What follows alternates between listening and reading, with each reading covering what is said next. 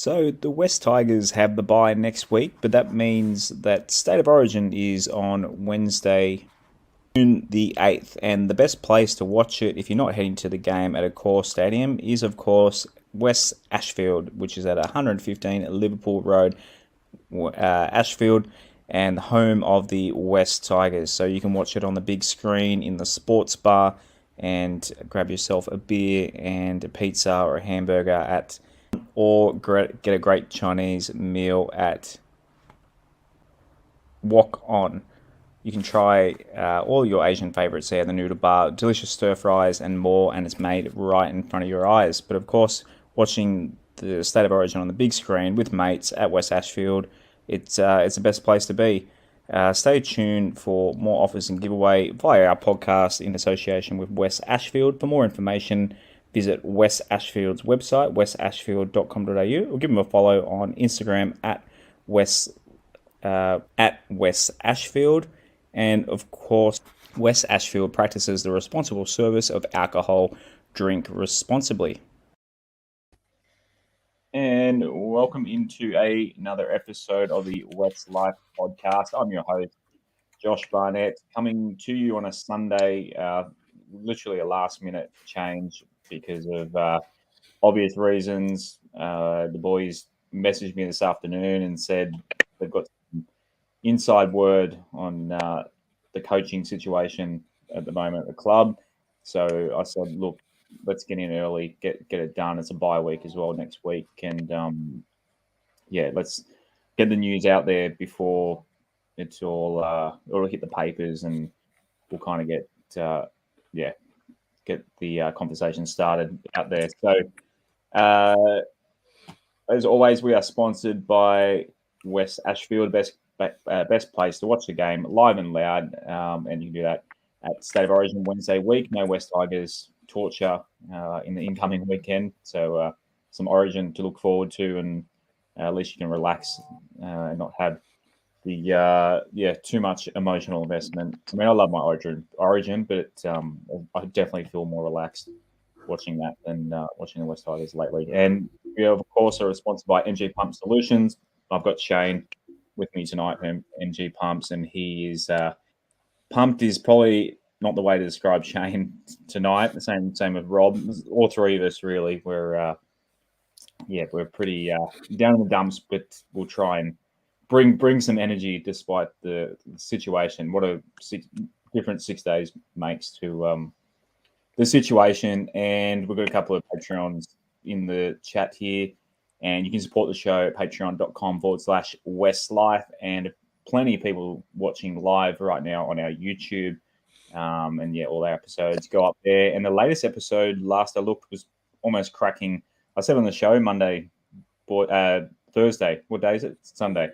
On Thursday's show, I said the Monday show, we were pretty stoked that it cracked 500, and it's about to crack the 900s now. So that's going great guns. So a lot of people, our faces, boys, they want to see our faces rather than just hear our dulcet tones in their ears. So also tonight, guys, if you want to come onto the show, send us a direct message and I'll send you a link to come join us. You can do audio only, or you can show your pretty face up on the screen with us if you want to rant about either the game or this whole Madge situation. So send us a DM on Facebook, Twitter, or through those channels, Instagram. Either, I guess I can shoot you through the link in there. So as the show goes along, feel free to join us and have your say, because we don't really want to drag on too much about the game tonight. But boys, who can we go to first? Shayne, I'll go to you first. Before you unveil what you've heard about Madge, thoughts on the game on Friday night. I think it might have been I'm off to go shopping instead situation from you as well this week. Yeah, it was. Look, I watched the first half. The boys dug in. Probably some of the better defense we've seen. Toa was shit. His one-on-one defense was fucking horrible. And just the way he let people slip past him, like Johnson literally just trotted past him and he just like tried to slap his hip. And it was just the most pathetic attempt of a tackle I've ever seen. I really expected more from him coming back into centres. Like, I knew his one-on-one defence was pretty shit, and we've seen it. It's been pretty bad, but I expected him being on that edge to sort of be able to stop somebody, and it's just Johnson rolled through. I think by the end, what did he get? 4 tries, 5 tries, 3 tries, 3 tries. Yeah, I didn't watch the second half, and about 5 minutes into, like 5 minutes from the end of that first half, I just saw calls that were just weird. They were really trying to get South into it, and I'll be honest, I was just like, nah, I'm not watching this shit. I know what I'm going to see, and I turned it off. And what happened? The same shit we were blowing up about the first few rounds. The refereeing's just fucking horrible, man. I don't know. It's like as soon as someone gets on top, they have to dictate a close game, you'd call it. They want it to be a close game. They don't want to blow out. All of a sudden, they start giving penalties and start doing stuff. I don't know. I'm just that fucking over it. I'm just so sick of NRL. As I told you boys, like I won't be on the podcast for a bit after this. I refuse to watch NRL. I refuse to give them views. I'm done with NRL for the rest of this season. Like I'll probably have a look at results and I'll have a look at bits and pieces, but legitimately I do not care anymore. And like I sponsored this fucking club last year. That's how much I love this club. And I'm absolutely done with just NRL in general because they just keep dicking our club with these shit fucking referees, these shitty calls. Man, they're not even 50-50 calls. They're 90-10 calls. 90% of the time it'll go your way. And you know what? We still get dicked from it. So it's like, I just can't watch it anymore. I just have no interest. I don't enjoy it. I need a break. I need a holiday from NRL. Tough one to plenty of passion to follow there, Rob. But then you've been following the Tigers for what, 40 odd years ish, and unfortunately, yeah. But you're close to breaking point as well. No, I wouldn't and say welcome, break. by the way. Thank you, mate. By the way, we played last night, which was Saturday night, not Friday night. Just everyone's a bit concussed. Did I say Friday? You said Friday night. It seems like so long ago. I think we should tell the listeners and Josh and profess our love to Big Shayne there. We're only doing this pod tonight because I don't think Shayne would have come on tomorrow. It's not the only reason. It's not the only reason. Oh, I think it's a big reason because it's also because of the news is about to break and you guys have inside word. We might as well get the jump on the papers. You know, we're not quitters, man. Like if you don't want to watch, then you can't talk about the game. But I'm gonna at least work on you for a few days and get you back, hopefully. But look, after the game, guys, I mean, look, I was pretty empty. I've been saying for 2 weeks, even before the camp game, this was going to be our grand final.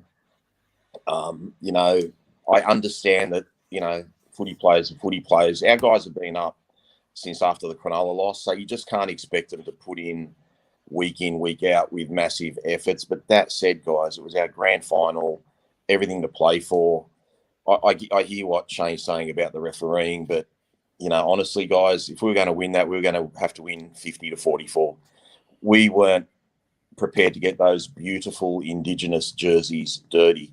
We got absolutely manhandled in the forwards. We were winning 12-0 after 10 minutes, and they were shitting on us in the forwards. I don't know how we were up 12-0. Literally, all our attack that we got in the first 10 minutes was perfect. An intercept, a great cross kick by Jacko Hastings, which was batted back, and Kenny scoring in the corner.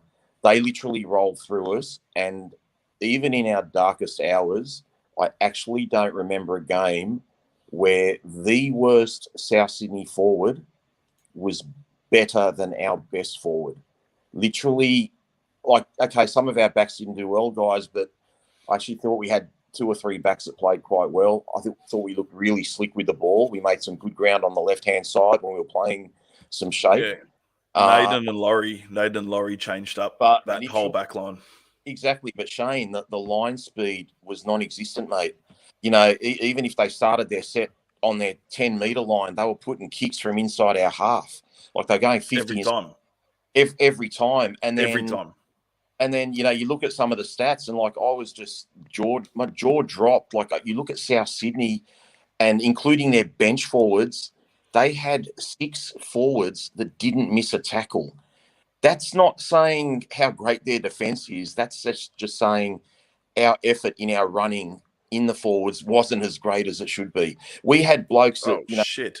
We praised guys last week. We praised guys that we love, and I'm not trying to single them out to embarrass them. I'm just singling out to prove a point. Like Joffa was amazing last week. Luke Garner was amazing last week. Joffa missed 7 tackles. Garner missed 6 tackles. Seyfarth, who was on for fuck all part of the game, missed 4 tackles. So we just had guys that were missing, and then guys like Havili, who's sometimes hooker, sometimes back rower. He looked like Dave Fafita the other night. Like we couldn't stop him. Guy was making 10, 15 metres. They had another forward who came off. I can't think of his name. He busted out 150, 160 metres. Like they just killed us in the forwards, guys. And I just feel it's the one game we weren't resilient, and it was our biggest game. And I'm not bad. Like they're human beings, guys. They're not fucking robots. They're players. I love them. It's just a bad night. Like I feel empty. I don't not love my team or anything like that. It's just a shit night. But I just didn't see. I didn't see the defence. I didn't see a grand final attitude. The only person I saw resilience from was Madge after the game, and saying, things like, we can still win every game and stuff like that, which, it's all noble and well and good. And I love Madge and I don't want anything to happen to Madge, but, he's the only bloke that showed resilience. The players on the field, I mean, there are a couple of backs. I thought Naden played well. I thought Dane Laurie was pretty good, to be honest. And Kenny's been Superman for a month now. So I thought some of our backs played quite well, but, our kicking we did some fantastic kicks and we did some horrendous kicks. Like there was nothing in between. Jacko, as I said, did that kick for a try.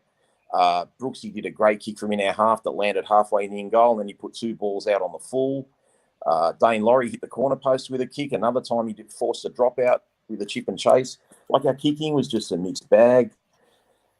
I don't know. I think I also, just to look at South for a sec, we talk about leadership and Jacko and what he does to the team. South were different with Cam Murray there. And if you looked at South last week, they were shit. Like they had no Cam Murray, they had no Latrell Mitchell, they had no nothing. And I don't know. We had chances. The referees hurt us, but it's just a really. And then to hear this news tonight about the mid-season review possibly coming up and all that, I'm just like, here we go again, guys. 5 weeks ago we had back-to-back wins against 2 semi-final prospects, and now we're back in fucking dead shit alley. And I'm just disillusioned. I'm empty and I'm disillusioned, but I'm not a quitter. I'm not going to quit, But, if they sack Madge, they're fucking idiots because they got nothing better in line. They got players out. You're allowed to have a bad night. It's just a shame that it was our most important night of the year, but you are allowed to have a bad night, guys. They're human beings. They look tired before they went on the field. Seriously. Anyway, I've fucking blabbed on enough. Just next. I'll go on for another hour, boys. Carla asked on YouTube, is the club firing Madge or not? So Carla obviously wants to switch over to the 506 and put the Monaco Grand Prix footage on instead. She wants us to get to it, get to the headline, boys. So it's who wants to go first? Who wants to tell us what they've heard? Shane, you go first. Rob was just speaking then, so I'll let you unleash what you've heard on the coaching situation. I've heard from about 3 or 4 people today that Madge has coached his last game. These are people that usually are pretty on their stuff. Let's be honest, I don't think the knives were ever put down. The knives weren't put down after that last end of season review. Exactly. I think they always had it out. I reckon Shayne's is in on it as well. Look, who knows? I'll be 100% honest. If they sack Madge, we're going to lose a lot of players, and our best player will go. Like I'll put money on it that if Madge goes, Jackson Hastings is out the door at the end of the season. He'll ask for an early release. He'll look for somewhere to go. And I'm telling you now, every club's going to fucking go for him. That'd be fucking stupid not to after this year. So, look, I think if it does happen, I'm about 90% sure it will. If he does go and Hastings goes, man, like, I'll be honest, I think I'll be done for a while. I won't bother because it's just the fucking stupidity of this club to keep doing the same shit over and over. We're finally seeing some resilience from a team. They had a shit game the other night. Man, as Rob said, I literally said the forwards is what we need to win in, and that's how we win the game. That's what I said on Thursday. What happens? They go out there and they got these old weathered forwards who are absolutely fucking smashing our forwards. That's up to them. That's not Madge. Madge can't do it. Like, Madge can't go out there and make the tackles. Madge can't go out there and make the runs. Like, I don't know. I just think if this does happen, I think we're in for a lot of shit. And as Luke put there, do you reckon Appy will backflip? I think Appy will backflip. I think Papali'i will be second. He'll be doubting it because now what's going on with the future of the club? You're getting a coach in there who's going to coach for half a year. Then what? Do they want him? Because Madge wanted him. So does Papali'i turn around and fucking neg on the contract and shit can it? You know what I mean? Like, we've seen it happen. It's not like it can't. People go, oh, he signed a contract. So what? So what? If he doesn't want to come, he ain't coming, and he's going to find somewhere else to play. And that's with all of them. I don't know. I think if this happens, and I'm worried it's going to happen soon, I think there's going to be a fucking shitstorm. Yeah, I can see, like, literally, not exaggerating, like, protests at Concord. If we lose Jackson Hastings, the guy who's literally, like, we call him our Lord and Savior. Pasco's like, head will roll. Pasco's head will roll. And it will be the people of the club, the people who love the club. Pasco doesn't care. Pasco's a CEO. He's a businessman. If this happens, he will get dragged out onto the street. I reckon people will they'll explode. Rob, you've obviously heard something pretty similar from different sources. Yeah, I've heard similar stuff, and I've even been defending myself on Twitter because some have called it out as BS, and obviously they're frustrated. I got to meet with Simon Cook last week, as I've said on last week's pod. And, he's obviously on the board and he's a West CEO. Any of the stuff that I've heard hasn't come from him, just to put that crystal clear. So when I say stuff about the board, I'm not referring to Simon directly, even though he's a board member. When I talk about the board, I'll talk about the board as a whole and as a group. I've been pro-match. Okay, that's clear for everyone to see. I understand there's been some comments coming in. Josh, interrupt me whenever you need to read them, mate. But someone put in there, look, Rob, we're 3 out of 12. Like, it's not good enough, etc. I get all that. We have got the injuries excuses. We have got a few other things. I get all that. I accept that. Let's just say let me play devil's advocate, and let me just say, for the sake of the argument, Madge shouldn't be the coach of the West Tigers, which I don't agree with. I think he should be. But let's just say he shouldn't be. If this club's going to get rid of him now at this mid-season meeting, they should have fucking got rid of him at the end of last year. Okay, we've just wasted 6 months of our lives. Okay, you cannot keep backflipping and then forward flipping and backflipping and forward flipping. You got to make a freaking decision. Now, I know from sources, and I'm not going to reveal them, but I know it's a pretty common knowledge thing within the club, that they believe Madge needs star players. Madge can't develop players. Okay. I'm not revealing any names, and it certainly didn't come from the person I spoke to last week. But if that's the attitude within the club that Madge can't develop players, he's on shaky ground regardless. He needs to be winning every game. He needs to be playing finals. He needs to be having his team winning games all the time to keep everyone off his back. So if people in behind the scenes believe Madge cannot develop players, you are not the long-term coach of the club. End of story. That's why I believe I got 2 text messages late last night, one from a very reliable source, one from a really good mate. I don't know who he heard it from, but he basically said Madge's coach his last game. I'd like to think not. But regardless, from prior to the season, I've always felt Madge wasn't going to get through the season. When you asked me to fill out that questionnaire, Josh, about the range of questions, will Madge see out the year or not, I think I put unsure, and I basically put it down to the start. I thought we're going to get off to a shaky start, which we did, unfortunately. And I thought, knowing the club, they will always blame someone else. They will never blame themselves. And this is what I don't like about our club and our football department as a whole. No one takes accountability within the club. So say the next coach of the West Tigers is Shayne Calder. And no offense, Shayne, you do a fucking shit job. Okay?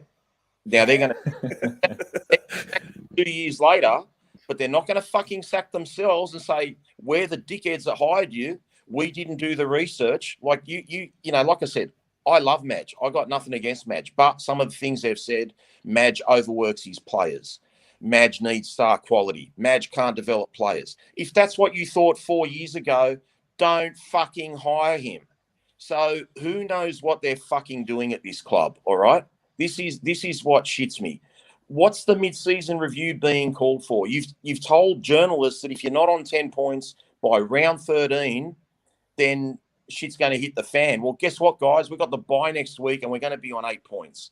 Okay, so the fact that they've called a meeting, forget what I've heard, forget what Shayne's heard.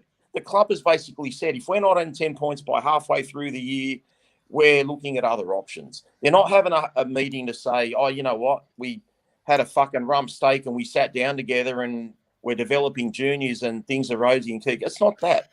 They're going to announce they're getting rid of it at the end of the year, or whether it's next week or whatever. But the problem with the whole freaking structure, it's a privately owned club.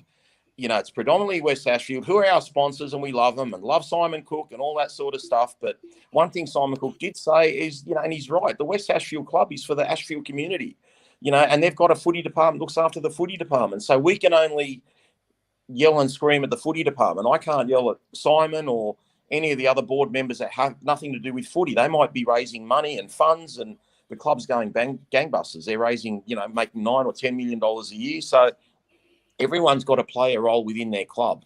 Now, you could probably give Shayne's a little bit of benefit of the doubt because he'd only arrived 5 minutes earlier when all this Madge stuff hit the fan. Maybe Madge pleaded his case and you thought, okay, let's give him another 6 months. But I don't know. I think if you were going to get rid of Madge, you should have got rid of him at the end of last year, or see him out till the end of this year. But the uncertainty again about the West Tigers is going to scare people away from wanting to come to the club. Any future signings, we don't know who our coach is going to be. There's just a lot of ifs and buts, and it's just I don't know, guys. It's just like I'm losing interest. I really am. Like, I love the team, I love the club. It's not because we're losing. The losing really hurt last night. The news today about the mid-season review just confirmed what I've been hearing. Because to me, I'm not hearing all these things about Madge's coach his last game or thereabouts, plus the stuff I've heard pre-season, and then it's not going to happen. So to me, it's just a matter of when. Whether it's next week, it might not be, and hopefully we're proven wrong. But you tell me, guys, how are you going to coach a team, and how's the squad going to perform with like the microscope on them when they're playing Manly in a couple of weeks? Even though they're missing Turbo, even though we should probably beat them. Like, how are you supposed to work under those conditions? And how's a coach supposed to work under a board that doesn't think he can develop players? Like, what the fuck? Seriously. Like, it's just, you know, you need a club that has the coach's back. Now, they'll say, you know, to your face, they've got the coach's back. Bullshit. If you don't think he can develop a player, you don't have his back. You know, Madge's worth all that board put together. Seriously. Like, I back Madge to the hill. I don't care if we're 3-50. Okay, Madge is a man of integrity. If he cared about his job, he plays David Nofaluma. Okay, if he cares about getting the win, he plays David Nofaluma. He didn't play him because David Nofaluma has been doing things that you're not meant to do in protocol. And if he doesn't set a standard, it's going to filter through the rest of the club. And you may as well do what you fucking want and just be a whatever. And David Nofaluma is a great bloke, but he acted in an unprofessional behaviour. And that's why he didn't play. And it probably costs us, he's a massive meter eater. He does a lot of good things on the field. I know Kapoa took an intercept try the other night and all that, but, he also had 3 tries scored down his wing too. So, yeah. It's anyway, guys, just sorry for the rant. It's just really, really frustrating. And, we're probably doing this a day early because if I did it Monday, I'd probably calm down and I wouldn't say much. We're all bloody frustrated. That's good though. People like that, bro. People like that. Mate, I just want to fucking switch the NRL off. Seriously. I want a club that I want Tiger spirit. I want Tiger unity. I don't want a fucking club that shits on their coach. I don't want a club that shits on their players. Like, I've just called out 2 players that missed 6 and 7 tackles, but at least I'll give them the credit of saying they were 2 of our best players last week. Like, we're just calling it as we see. We don't not like them. I love Joffa. I love the fact that he called out the club after Cronulla. Luke Garner's played 6 or 7 great games in a row till last night, literally, as a centre out of position and as a second rower. But people have bad nights. I get all that. But just this extra news thrown on us today, like, fuck off. Here we go again. You watch 360 tomorrow night. As I said on Twitter, I'll bet my left one and the right one and the, in the middle, that's going to be the highlight and the talking point and about a 15-minute skit tomorrow night from Buzz Rothfield and that idiot Paul Crawley who's only got a job because of his fucking brother. He fucking talks in riddles. And they're just going to put shit on us all night. And, that's how they get the clicks. And I'm not going to fucking watch the pricks. Tell us what you really think, Rob. Fuck them, seriously. That's why. Fuck the NRL, mate. Fuck the NRL. It's a fucking shithole. If we have a swear jar tonight, we might actually buy the club by the end of the night. A couple of people have talked about they think Madge. They're basically pro. They think Madge has basically proven the team's gone backwards. He's not developing players. All that sort of stuff, the reason why to sack it. There are plenty of West Tigers fans out there that believe he should be sacked. And to be honest, I said earlier, people want to come on the show and chat with us tonight. I've sent a couple of links out, still waiting for people to click those links and join the room so I can bring them in. But literally, I would love to hear from someone that would like to be pro sacking Madge. Like, tell us why you think it'd be good. Look, for me, this is the reason, Josh. This is the reason we've won 3 games games out of 12. Yeah, it's the result. 3 games. It's literally numbers. It's the numbers. But that is literally it. That is literally all that there is. No, it isn't. No, it's not. It's about the 4th year factor as well. It's about the 4th year. 100%. But also, Rob, as we were talking about with Chamis, he's still paying for Cleary's shit. We've had such a fucking shit cap for how long? Last year was a little bit better. This year we're still paying half of Mbai's contract. You know what I mean? Like, there's a lot of shit that's still there from 4 years ago, which is pretty pathetic that we're at that spot. You know what I mean? But look, you got to this not developing players. Like, I can understand it to a point, but look at Luch. Luch was half a game Artie at St. George. He literally played 40 minutes. Okay, he hasn't been our best player the last month, but he busts out 80 minutes of quality normally every week. Last few weeks off the boil, but that's because I think he was playing at a man of the match level for the first 6 or 7 weeks. You can't say he hasn't developed. Jock Madden didn't play last night. You can't say he hasn't developed. Dane Laurie had 2 or 3 games at Penrith. You can't say he didn't develop. Maybe if the club didn't fuck the cap and hire dickheads like Josh Reynolds and McQueen and all these idiots, you wouldn't have a bunch of blokes that needed developing. You'd have a ready-made freaking team instead of giving him the bottom of a barrel squad that, you got half the squad that have played 20 games or less. And then your more experienced players have had 50 or 60, and then you got 5 or 6 that are above 150. Like, we haven't got an experienced squad. Why don't we have an experienced squad? Because our brains trust has fucked our cap for 7 or 8 years continuously. But where's the accountability from that person and those people that have put us in a predicament like that?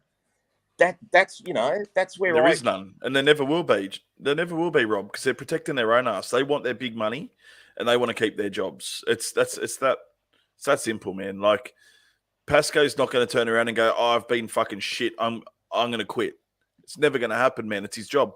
Of course he's not. He wants the money. 400 or 500 grand a year for fucking what? Exactly. For doing fuck all, for fucking the club up, really. Yeah, cool, we're running good as a business, but that's not hard when we've got the most supporters out of most clubs in Sydney, most clubs in the NRL. It's not going to be hard to sell a lot of merch and get people to games. Like, we're playing shit, we're getting the people to games. You know what I mean? Like, we're not playing shit, but results are very shit, and we're still getting people to games. So it's like, I don't understand why he hasn't been put in front of the board. Like, who's he sucking? Mate, they're in their own bubble. They're in their own bubble, mate. They just see what they're doing as everything's going great. It's all good. Mate, it's God's work. Yeah, it's God's work, Rob. But the big point that people should be really like, forget my biases. Okay, let's call them that. Why didn't we offload Madge 6 months ago? If that's what you were going to do, you basically hung him out to dry 6 months ago anyway, and you're stuck with him and you're about to get rid of him. You're going to get rid of him between now and the end of the year. Like, there is nothing surer than them getting rid of him. It's just going to happen. 100%. In terms of, there's also other things. Madge's, our attack's been shit. I think we went, I can't remember the actual minute of the try. It might have been James Tarmo's try. I'm not sure, but we scored a try, I think, against the Warriors, and then we went tryless the next game against the Gold Coast, and then Kenny got an intercept at the end of the Cronulla game. We basically went something like 220 minutes without a try, and we looked like we couldn't score a try to save our lives. Now, every time we run a block play to the left, we're either going to score or we're going to make 30 or 40 metres. There's definitely improvement in attack. Numerically and statistically, we haven't improved much in defence, and last night certainly was terrible. But in most of the other games, I think our defence has been really good. So to me, I feel we've improved in a lot of ways. And the teams that we've been putting out when we had 9 and 10 players out, they should have been getting flogged. So they've actually performed better than I think. The problem is now, guys, I think other than Talau, who we're not getting back till probably the last month of the season, and Adam in a couple of weeks, who are we missing? Jimmy Roberts? Like, we're really not missing anyone anymore. Other than AD and Talau and Roberts, and really Roberts we didn't even want in the first grade team this year, but he played well in the few games that he's played. So now we had a pretty good side lined up last night. Admittedly, we had a few positional changes and I think 4 guys coming back from the game previously, but we had a pretty good side, and that's what's disappointing about last night. And I'll call out last night as just being a bad performance, but I don't know what caused that. I don't know how you perform like you did last night. South's worst forward was better than our best forward. I don't remember a game like that ever. I really don't. And they smashed us. There was just, I don't think we were ever going to win that game, even if those ref decisions didn't change. We might have had a 24-point lead and still got run down. Last night was the first time I haven't seen the West Tigers' resilience that we've seen since after round 5. And it was really disappointing, but it's a game of footy and that's life. That's, you're allowed a bad week every couple of months. It just sucks that it was on our season-defining game. Guys, the main concern for me, look, the Madge being sacked thing isn't my biggest concern. It's losing the players, A, that are incoming, and B, Jackson Hastings. Do you think, like, how are negotiations going to go? Because Tim Sheens came out and said they're going to negotiate with Adam and Jacko and try and extend them beyond next year. I mean, I don't think Jacko would be the type of person to try and get out of a contract. But, like, Rob, how do you... Shayne, I'll let you go. Let you have a crack. You said this earlier, but is there a world where Madge is gone but Jacko signs on? Oh, there is, but it's not a very likely one. Look, we know that him and Jacko, Madge and Jacko, have the same. They're managed by the same people. So, of course, the management's going to be sort of trying to put 2 and 2 together to keep them both at the same club. You know what I mean? Having Jackson come out and publicly say that he wants to play for Madge for the rest of his career, if possible, that's pretty damning, straight up there. So what happens? This is the thing. If Madge is sacked, who else needs to get sacked? Otherwise, we're going to be in the same spot. So do we drag it out and sack half the people in the club and bring fresh everything in? Or do we just keep going the same roundabout shit that we've been doing for the last 10 years? I don't know. I really do think if Madge does get the arse, I don't think Jacko's staying. I don't think Adam will stay. Even though he loves the club, I just don't think he will, because it's just, as Rob said, if you were planning on doing this anyway, just fuck him off 6 months ago. Fresh start. Be done with it. Instead, you've now done this and you look like a bunch of fucking gronks. Like, you just look so stupid. And I don't know, it's hard. Like, it's just, if he goes, we're back to the shit we watched in round 3 and 4 and 5. And what was that? That was pure shit. As Rob said, we didn't score a try in 220 minutes or something. Bullshit, like some crazy fucking dude. Like, I don't know. It's we're just got to wait and see. I think. I really think it's just a wait and see game. I really think Twal being out. Look, that's not the reason we were shit. The forwards were shit. It's that simple. But him not being there definitely caused a gap. The forwards in the last game, the last 20 minutes, the Souths were absolutely charging us. And I thought they were coming back to win that easily. That last game we played against them. This game yesterday, they started off literally with that same momentum. And they didn't slow down. They did not slow down one bit. Some of the calls were fucking stupid. This is what I don't get, right? So, Dane Laurie, they say he's knocked it on. Well, no, they said Havili, there was ruck interference by Havili, right? So, Souths challenge it. Souths win. There wasn't any interference, but Dane Laurie also didn't lose the ball. Exactly. So, why the fuck did they get the ball? Even though, look, they won the call. Awesome. That just means we don't kick the ball up the field and get the penalty from up there and get another set. We just play the ball on the third like we were. Why was that given back? Why was that given to them? Why did they not have a look at the knock on that? What's their young winger name? Milne. Like when Brooks passed that ball, man, and it went forward. Does he lose So the footy though? Does it come away from him? Yeah, I think. Are you playing it now?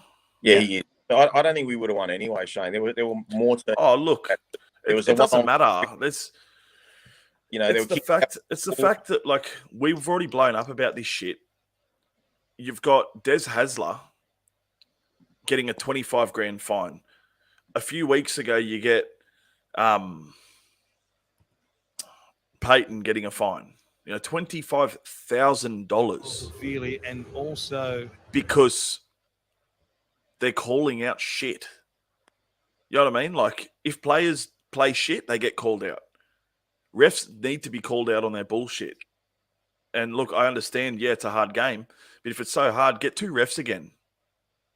Like, seriously, if you can't manage this game by yourself and you're out of your depth, do we need to go to a 2 ref system again?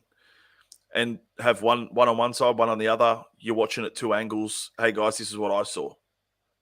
Yep, sweet, no worries, man. Hey, Bunker, did you see that too? Yeah, I did. Yep, cool, done. How fucking easy is that? You've got 3 opinions there now. 2-1, you win. Like, I don't know. Yeah, Shane, the one you're talking about with Milne, like that's a howler. The problem is that's but ridiculous. that happened on the run, Shane. Like we all saw it. A ref with half a brain would realise that we didn't fucking throw that ball 10 metres backwards behind us. Like it had to have come off someone. But that's just in the run of play. I hate that decision. It's terrible for us, but we've got to accept it. But as you said with Dane Laurie, he doesn't lose the ball, and that's being reviewed. They've got the benefit of the video. Like in hindsight with the Milne one, if South had just run away and scored the try, it would have come back as no try because they would have checked it and seen that it come off someone's hand. That just happened in the run of the play. I just can't hack bad bunker decisions. But as I was going to say further to that, the kicks from that went out on the full hurt us. We still had chances, guys. Nick Arima had a fucking shocker at fullback. He dropped a simple bomb. He put his foot on the line that gave us a scrum feed. And then there was another one that was touch and go where I can kind of accept it was simultaneous about the ball and his foot as to where he touched it. But to me, if it's simultaneous, you get your challenge back. Like it's not definitive that his foot was down before he touched the ball. You remember the one I'm talking about where he slid out from another Brooks kick downfield? He slid out and Shane, you didn't see the second half, but Josh would have seen it. Which one? So, sorry, I was working the comments. We'll just say it again, Rob. You remember the kick downfield in the second half where I think it might have been one of the South centres sliding over the sideline and we challenged. Yeah. Like I was saying, it was so close. A dumb challenge. I think at the very worst, it should have been indecisive and give us our challenge back. So there's a little bit of stuff there. But as I said, I don't think we were prepared to get down and dirty in the forwards for some reason. And, eventually we're going to lose the game. Like we could have been up 18-0 if Dane Laurie doesn't get ankle tapped. And it's kind of ironic that it was Lachlan Ilias because I reckon if, what's his name? Jacob Little didn't tackle Ilias in our first round match with him. Yeah, that's why they probably go on and win that game. So it kind of happened to us in this game. But it's just, look, there were a lot of, we could have blown them off the park in the beginning, but I really don't know if we would have had the mentality and the resilience to hold them off because they were so determined to put the sword to us. Like even in that last play of the game, guys, like Shane, you wouldn't have seen it. They actually reviewed a play. Like they were going for the jug instead of just killing the ball or taking the tackle from the play the ball. They tried to put a try on us at full time, and the blokes are winning by 26 points or something like that. So, they were fired up and they obviously got hurt by our victory last time and they really wanted to prove a point and hit it and ram it home. A few people were talking about the 1-on-2 steal. So I got this screenshot here where you can clearly see there's two guys on Naden and they just strip the ball. Look, if someone, we'll get back to I want to hear your thoughts on Adam in particular, Rob, in regards to his next contract. But someone said that we conceded, 44 points after. So the refereeing decisions are pointless. But the thing is, all these bad decisions, this one maybe it was a little bit too late.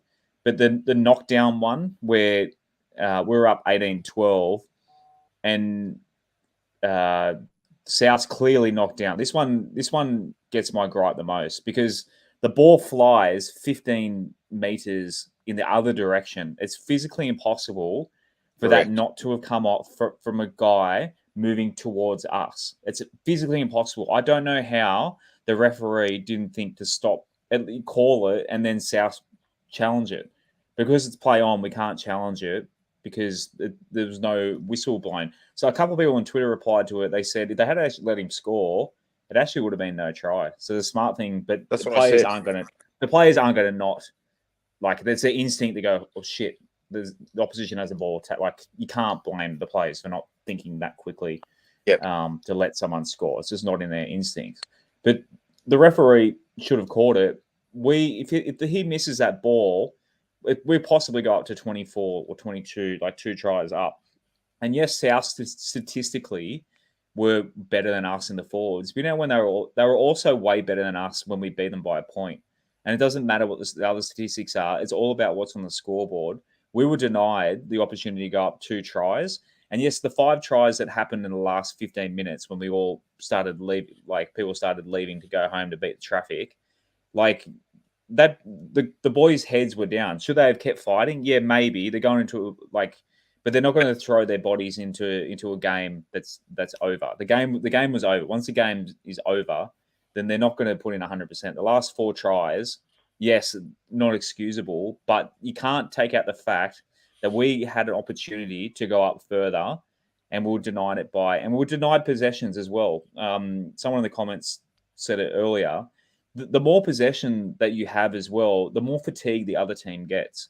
Whereas if the referee, every bad decision wasn't just like, it was literally the possession should have been ours, but it went to South. So that's more tackling for us, more running for them, which affects the game. And the game just went out. Like, the game was close when these calls happen. I use this term all the time. It's a sliding doors moment. You can't just say if the calls had been correct, South would have scored 5 tries against us anyway. They ended up scoring 5 tries. That's not how it works. The whole dynamic of the game changes. We're in the lead. We're playing with confidence. And people say that momentum's not a thing. It is. Momentum exists in rugby league because it's fatigue.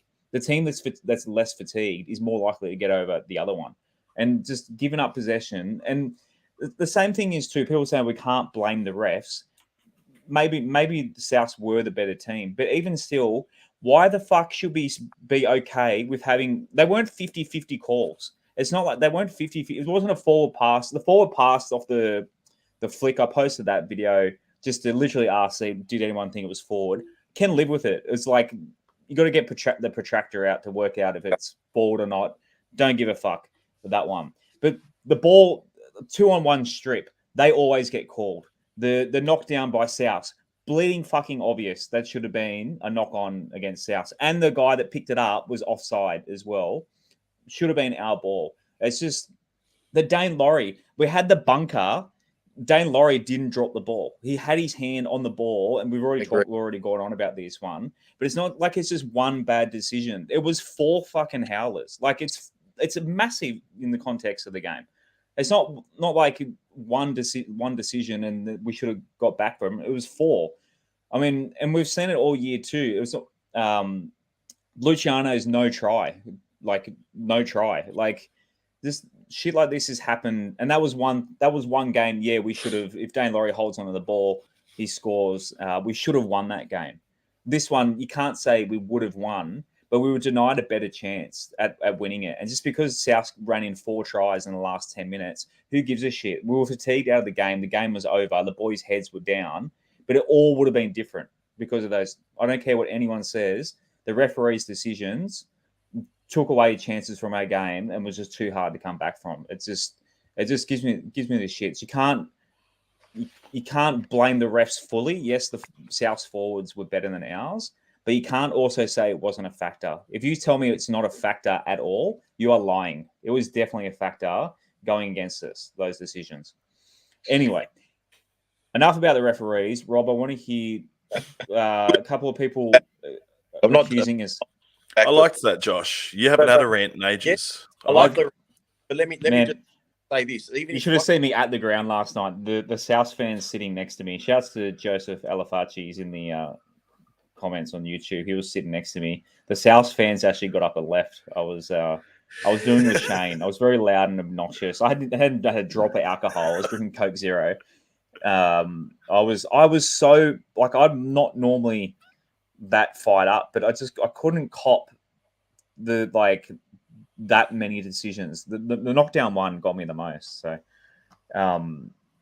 anyway, you go, boys. I'll have a sip of drink. I was going to say, the Campbell Graham try from dummy half and the Havili barge from dummy half was a little bit reminiscent of Jeremy Marshall King last week against us. Like, they're 3 tries that first grade teams don't let in.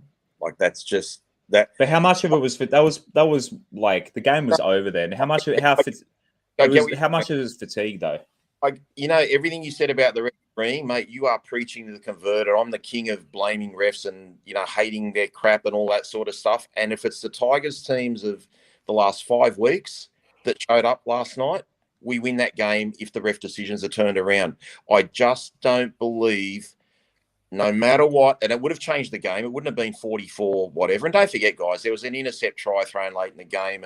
Luch missed a grubber kick. But, things like Cody Walker running back through the middle of our forwards, running past Stefano and Musgrove and Joffa. And, it's just, mate, I don't put that down to fatigue. That was the sort of tackling that was going on earlier in the game, Josh, in my opinion. I'm not saying you're wrong. I just feel it was a consistent. You can't prove me wrong because we don't know. We don't know. South may have run up 5 tries anyway, but you don't know that. You don't know that. The whole. If you go back 8 billion years and step on a mosquito, do humans still exist? You don't know. Okay, haven't heard that one before. But that's the same. That's that same stuff we were talking about that last game. If Toa puts his foot over the line, does everyone get injured? You know what I mean? It's exactly the same shit. Yeah, if that one play gets called back, do we get that momentum? And then we can get them a bit tired, get them on the back foot, get them thinking, oh, shit, these boys are going hard. It pumps us up a little bit. We get that penalty. We get, there's a lot of shit, man. Like the mistakes were there, guys. But as I said, we still had their mistakes that they fucked up in their red zone. Like I said, the 2 Nicarima moments. And, we had chances even at 22-18. We played the worst set of 6 there. We were literally parked on the right-hand side of the post. We've been killing South with our left-hand side plays to their right. And we basically just parked our ass on that right-hand side till Jake tried to put a grubber kick for Luch that ricocheted to freaking no one and South got the ball back. Like, you're right. Those decisions do make an impact, and we might have worn them out for another 12 tackles or got a sin bin from someone. You never know. Like South got a sin bin in the first game. I get all that, but you're right, Josh. Sometimes the better teams do lose. So I accept that, but I just feel the way South were making 50 and 60 metres a set last night from the first set of the game, when we're up 12-0 after 9 minutes, I'm like, thank you, God. Like, real, I just couldn't believe what I was seeing. Like, how the fuck are we winning 12-0 when they're killing us up the middle? This is no indication. And then when they got to 12-all, I'm like, uh-oh. But we got to 18-12 at halftime, or you know what, Madge is going to just absolutely, give them a you-know-what at halftime. They're going to come out fired up. We did get a few bum calls at the beginning of the second half, which might have taken the wind out of them. But that's what I'm saying. They're normally more resilient than that, and I just didn't see that last night, guys. In terms of Jacko leaving the club, you asked that earlier, Josh. I would have said no. I don't think he would leave the club. A couple of people have said on my Twitter account tonight they won't follow the Tigers if this happens, etc., etc. And I noticed on those comments about supporting Madge and stuff like that, Jackson's mum liked their comments. So the fact that she liked their comments even further vindicates Jackson. This is NBA. This is like an NBA takes when Kevin Durant starts liking tweets. Well, you got to think, what are they liking that tweet for if they don't believe that Matt should be the coach? And this is the player's mum. So if that's any indication, obviously his loyalty is well and truly with his coach, which I love because my loyalty is with the coach too. But I'm just saying, like, it's a possibility. And then you start, a week ago we were laughing at that stupid Canterbury rumour. And now you're thinking, well, maybe that could come true because, boy, don't Canterbury need a game manager and they need a freaking coach. So I don't know what's going to happen, guys. I'm assuming what's going to happen, and I've been told what's going to happen, but I keep wanting to deny it. But everything's just adding up from what the club has said to what I've been told. I just don't see. It's just a matter of when, not if. So what about Adam, Rob? Do you think Adam would not want to stay with a different coach? I think Adam would want to stay regardless. He loves Madge. He absolutely adores Madge. But he loves the Tigers. That's his junior club. I don't know. I'd hope he'd want to stay. Look, with the Adams stuff, I haven't heard anything. That's just literally that is literally just what I believe. Like, if someone called us a Daily Telegraph, I'm trying to find it. I haven't heard anything. That's just my opinions. If you don't like my opinions, then that's fucking cool. You have your own opinions. I don't give a fuck. That's just what I think. And plenty of people like our opinions. I'm just worried, to be honest, dude. Yeah. I'm just worried. Like, that's all it comes down to. Righto, Hodjo, I promised him to come on the show. How long ago did I say, Hodjo, do you want to come on the show? That was 12 minutes ago. He's been waiting patiently. Yeah, put him on. Hodjo, how you going, buddy? One of our Patreon members. Again, if anyone, I'll give the Patreon guys first dibs, but no one else is in the room at the moment. So if you want, I've sent a couple of links out. So if you want to come on the show, tell us if you think Mads should go, or literally you can talk about literally anything West Tigers related. Go for it. But Hodjo, how you going tonight, mate? Thanks for joining us on a Sunday evening. You there? Turn your mic on. Hodjo? Maybe he's left the computer because he's waiting so long. Oh, yeah. I'll wait for him. We just hear the sound of a toilet flushing. Yeah. You got any comments to read out, Josh, or anything that's still coming through? Michael on Facebook says Simpkins is too small for first grade. Little needs to be in the 9. Would he... Man, the Little versus Simpkin, it's like the Twilight Saga all over again. Seriously. Yeah, I feel like Simpkins is probably more popular in terms of that. That thought, boys. Are you still team? I mean, the same fucking team. But do you think Simpkins is ahead of Lids in the pecking order and should be? He is, but he didn't play well last night, guys. I'm a fan of his, but he got pushed off too many times for mine. But yeah, he's definitely ahead of Little in the pecking order. It's going to be interesting if Madge is still there in a fortnight, who the team is, who changes. Does Jock come in? Does Jock not come in? Does Toa stay in? Does Kapoa move to the centres and Noffa come into the wing? There's a lot of things that could happen. It's just going to be interesting to see what happens firstly in the next week or so with the coach and our mid-season investigation. Any positives from the game, guys? We've been negative all night. Shayne, is there anything? Well, you didn't really watch from the first half before you turned off the game. Man, I thought our left side attack looked pretty good. Yeah, awesome. Naden was excellent. Mm. I thought Kepaoa did all right. He did rush across. Yeah, you didn't see the second half. Yeah. No, look, in that first half, I just thought he sort of read situations pretty well. Yeah, you definitely didn't see the second half then. That Toa was shit. Jacko was good, but kicking was a bit average. Brooks' kicking was fucking shithouse. That Laurie back makes that left edge dangerous, very dangerous, especially with those boys there. Naden is so quick. I didn't expect him to be this quick. I really didn't. He just runs down anyone. He runs through everyone. He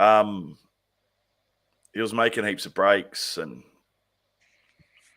just Laurie links up that left edge heaps better. That link up play that we're talking about, we were missing. We saw him do all of that last night. So I'm definitely glad he's back. I'm sort of at the moment, I'm really hoping that that Adam comes back as a centre, because Toa was shit and we need Noffa back. It's that simple. Noffa's the best winger we've got, bar Kenny. I think Kenny sort of edged him out these last few weeks, playing on one leg, and he's doing what he's doing. You can't say he doesn't have all heart. So, but yeah, look, Kenny had a good game as well. Kenny did have a good game. He was running hard. We definitely, when he's off, we definitely missed those hit ups and those runs off the back fence. But actually, have a look at that. That's wild. Attendance 13,500, and it's a Souths game. Souths and Tigers on a Saturday night. Saturday night, that is shit. In saying that, you decided not to come because of the rain, so maybe. Oh no, I was cooked. I had a nap when I got home, dude, and I woke up worse than when I went to sleep to start off with. I woke up, I was just like, oh, dude, I'm not going anywhere. Yeah, it's it's they've got what 35,000 members. How do they not get 20,000 to a local derby? There were plenty of West Tigers fans there last night too. I reckon we're maybe 20% in that crowd. So It's pretty wild. Yeah, That's shit attendance. I don't know. Is that a state of footy at the moment? Because 5:30 on a Saturday, it's a pretty kid-friendly time. ANZ Stadium, Core Stadium is pretty easy to get to. It's easier for me. I walk to the game, but were pretty good as well. So yeah, the weather. I guess the weather, but I don't know. You can sit under cover there. Yeah. Yeah, I was very shocked. I walked in 5 minutes before kickoff, thinking I was going to walk into a packed house. You can always tell if ANZ Stadium there's not many people sitting behind the goalpost, then it's not a very good crowd. So yeah, I don't know. We had more at Leichhardt on Friday, 6 p.m. the week before. So, and it's definitely more of a hassle to get to Leichhardt at 6 o'clock on a Friday. So, yeah, Kathy, the atmosphere was a little dead there. Yeah, it was. You got to fill a core stadium at least half capacity for it to be a good, at least 30 or 40 capacity. After going to Leichhardt the week before, yeah, it's. I really hope the club go back. Obviously, this is our away game, so who gives a shit about this one? But man, it doesn't feel the same, does it, as Leichhardt or Campbelltown when you're yelling at the plate at the officials from the sideline in row 17, like I was. It's a bit better at Leichhardt because they can actually hear. Gavin, ticket prices are high. Make it $10 for general admission. Would have been $30K. Yeah, if you buy a family ticket, I think a family ticket's $50, so it's actually not far off. Like that's what $12.50 a person, and just quietly they don't check if you share that amongst 4 adults, guys. That literally says family on the ticket. Just a little tip for you next time you and 3 of your mates are going to the footy. Yeah, I don't think it's a cost. I don't think it's so much the ticket cost as well. Sydney's also a hassle.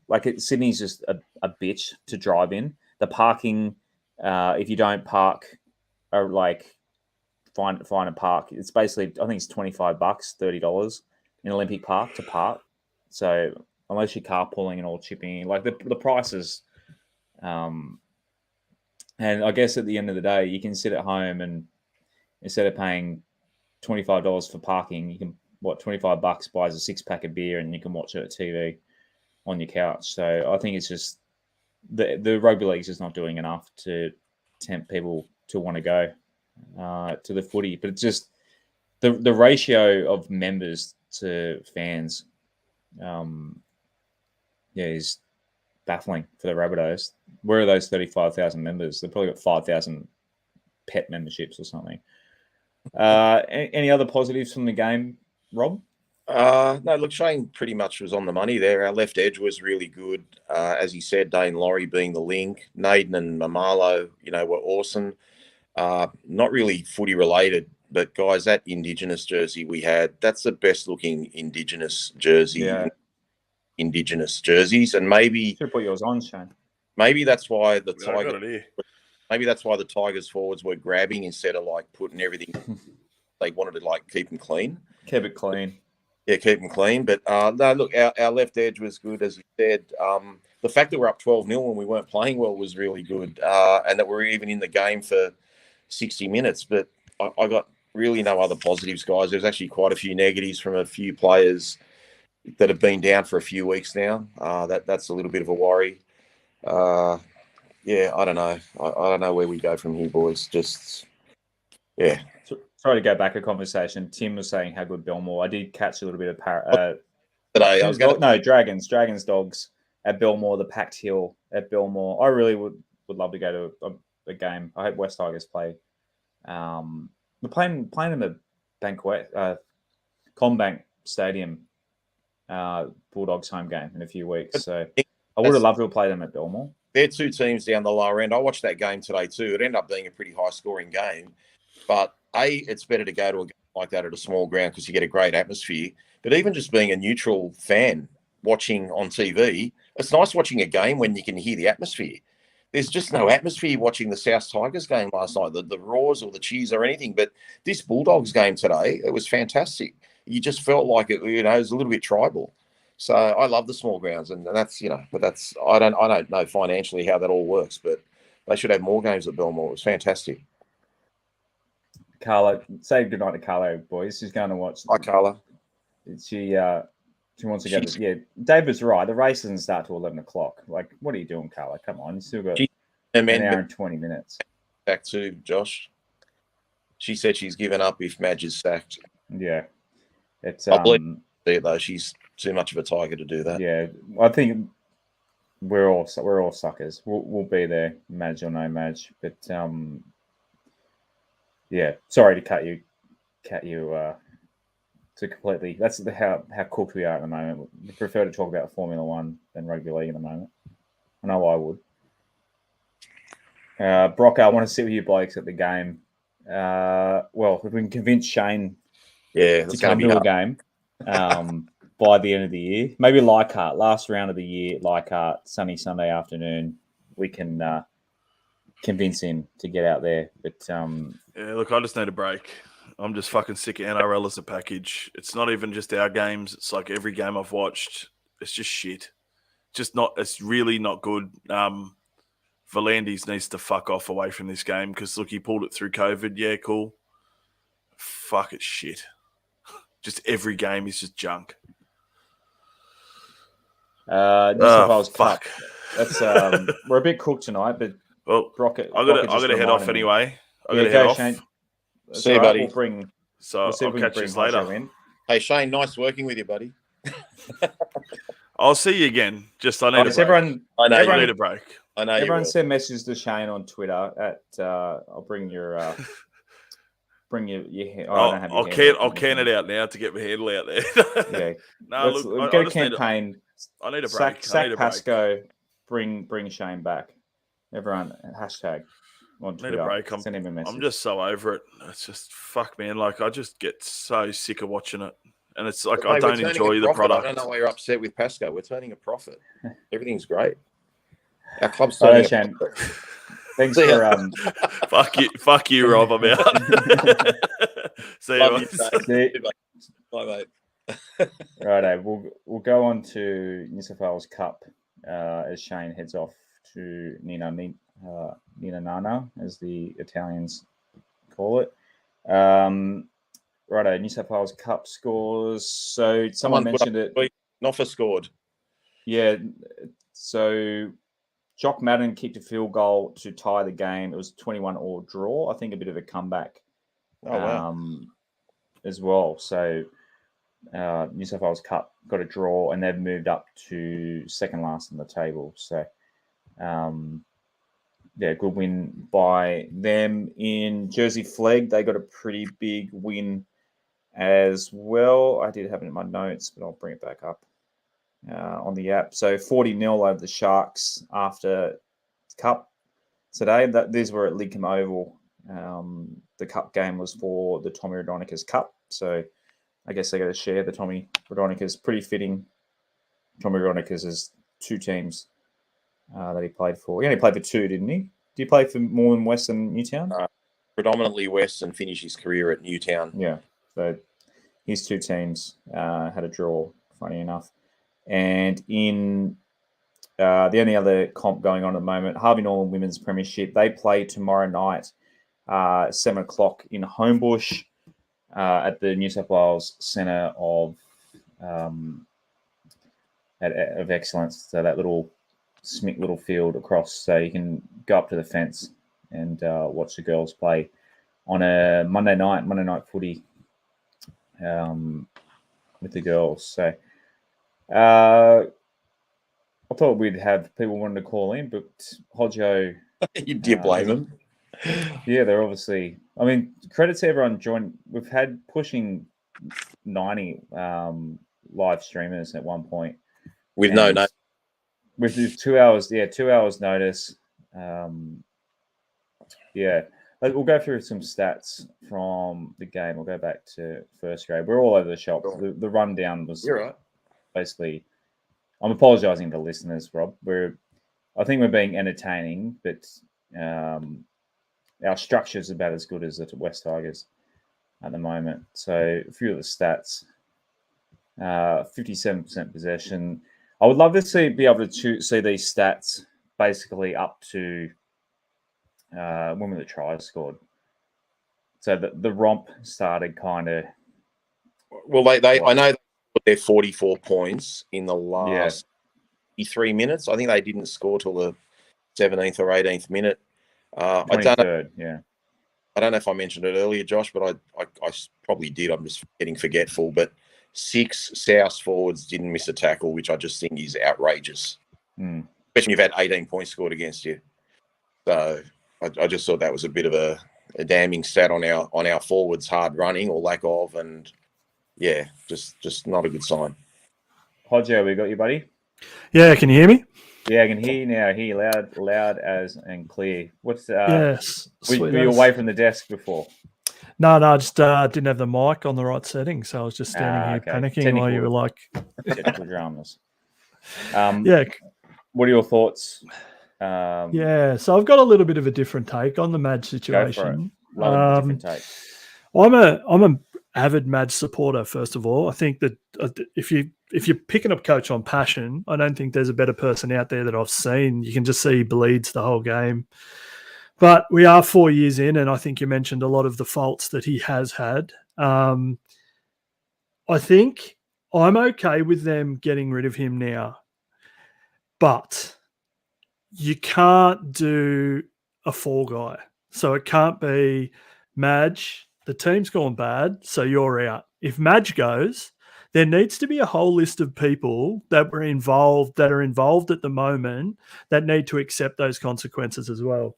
So I'm kind of like a little bit like you guys in that, a lot of people have had chances in the upper management of West Tigers and they've put Madge in place, and Madge has failed, if you want to put it that way, in their view. Well, if he's failed, the supports around him and what's happened to him have failed as well. And that means that the people that are signing, the people that are, happy and kind of accepting his choices and the things he makes needs to be held accountable as well. Because if we just send Madge out, I guess my view is, if we just send Madge out, you've done nothing but shuffle the deck chairs on the Titanic. You're just going to move another bloke in. It's going to be a similar coaching staff. It's going to be the same dudes pulling the strings. And that hasn't worked. So if they're going to do something like this, it needs to be, all right, Madge, you're out. Like, if it's Pascoe that's in there with the finances, you're out. Like, I don't think, and if Tim Sheens is the guy we're turning to as the Messiah, he needs to make more than one choice. He can't kind of just go, well, one person's the reason that the whole of the West Tigers are falling apart, because that doesn't make any sense. So I think if Madge goes, it'll suck because I think he's passionate. I don't think there's going to be a big issue with resigning a lot of the guys. I think you see a lot of the passion that the players have for, one, the Tigers, the supporter base. Yes, Madge is a significant part of that, but we also don't know who comes in his place, and that person may have that same kind of passion and kind of, I don't know, engagement with the players anyway. But I guess, he can't be a fall guy. If we're going to do it, it's got to be holistic. It can't be, well, you didn't get it done, because there have to be 45 people. Yeah, I agree with what Dave just said. They did send Madge's assistants at the end of last year. Yeah. But I mean, like, that shows the core of the problem. Like, all right, you've removed these assistants, which were a problem. Now you've brought in 2 new assistants. Now you're going to remove Madge as a problem. You know what I mean? Like, I just think it cannot be, it's got to be a holistic review. It's got to be, you can't go, like, you've got to go, you've got to go, you've got to go. And we've got to get a whole new, I guess, squad or view for where they need to go. Otherwise, we're just doing what we've always done, which is head coach is gone. Nothing changes. Next head coach is gone. Nothing changes. We're not going to review his contract. Nothing changes. I also have a little bit of a different take on Madge in that I don't think they should punt him, as in kick him to the curb. I think he's shown how passionate he is about the organisation and the club. I feel like if you're going to remove him, he's contracted till the end of the year, yeah? Next year. And next year. So you know he's going to give you everything. You can see that as the type of person he is. Can you use that in another way? Can we keep his contract? I'm just really down on people just flicking contracts and going, you've got to go. Wouldn't it be better for him to... Yeah, exactly. So why not use him in pathways, in helping the lower grades and helping junior rugby or whatever, if they're going to go down that path.